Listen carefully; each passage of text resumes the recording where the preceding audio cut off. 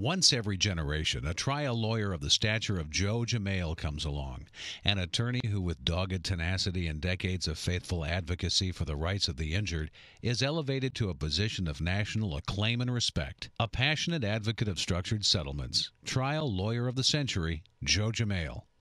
I have the privilege today to be with one of the great lawyers of our time, and probably one of the greatest lawyers of all times, Joe Jamail from Houston, Texas. And probably his greatest legacy is the work he's done on behalf of his clients and making their lives better.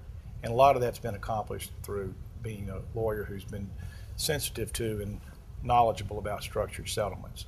What's your advice to members of our profession who practice tort law primarily as to when and how they should consider a structured settlement? The lawyer has an obligation to try to explain to the client, look, your case is probably going to be worth a large amount of money. We need to be thinking about what you're going to do with that. You know, stock market is a real gamble. You could go to Las Vegas and bet on the dice tables, or you can be secure. You can have guaranteed income for life. You can take care of your children. You can send them to college. We can formulate plans. Well, they're interested, but it's the lawyer who has to get them interested. So I do it very early, and then I try to introduce them to our broker, and then she gets to know them. At least she's not a stranger when the case is concluded, coming in cold and said, I'm your broker here, sign here. Nonsense, they're not going to do that. Yes, and we even planned it earlier. We even started talking about different types of options. That's where the broker fits in. Look, we can fix it so you can have a certain amount of, what does it take for you to live comfortably now that you can't work? What's it going to take? House payments, car payments, whatever it is. All right, set aside enough money.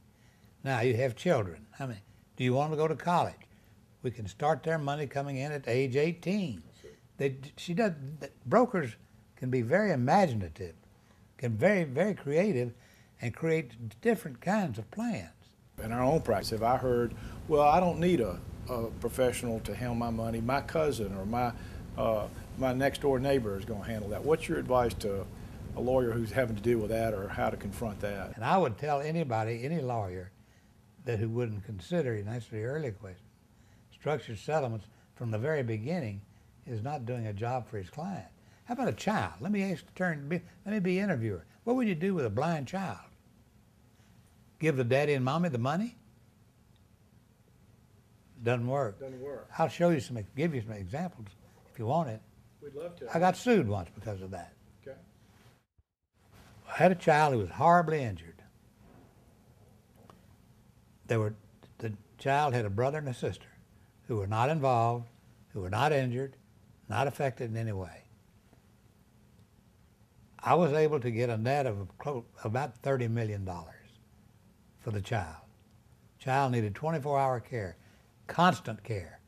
I don't mean to look and see, constant care. The parents were objecting to the structure. I said, I don't represent you. I represent this child. We're going to the courthouse. Sometime later, stock market went up. The parents then sued. First they tried to sell the annuity, but I already put a provision in, court order, can't sell it. I'd do that because these people, there are hucksters around that'll go buy these. So my court orders read, no settlement of this without court approval. Well, anyway, then they sued me because the stock market went up.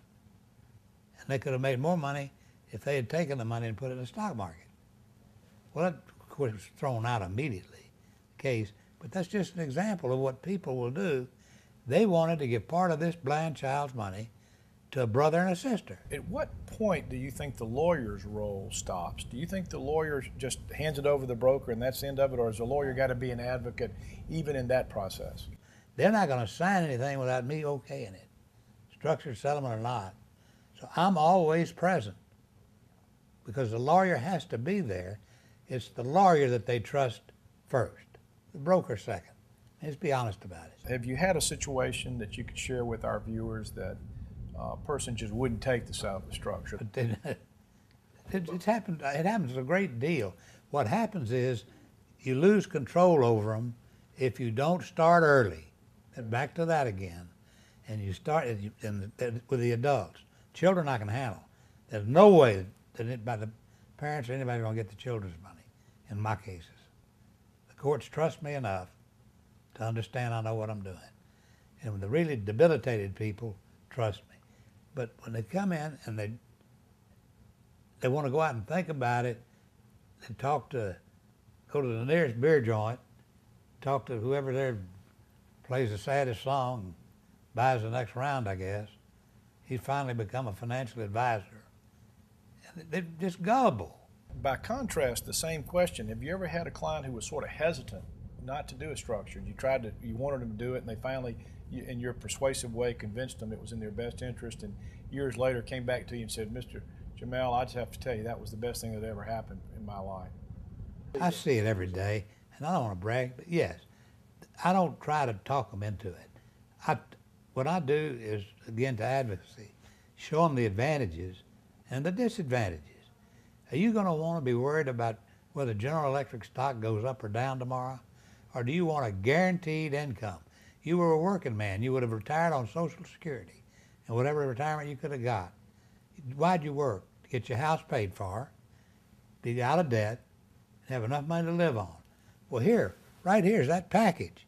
You pay for the house today. Here's enough money for you and your family for the rest of your life. If you die tomorrow, it's guaranteed for 25 years. Your wife will be taken care of.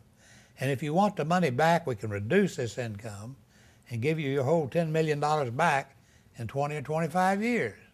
And they're easily convinced if you use the right words in communication, and if you've been honest with the client, and if you've groomed them from the beginning. This video was sponsored by the National Structured Settlements Trade Association and produced in partnership with the Legal Broadcast Network.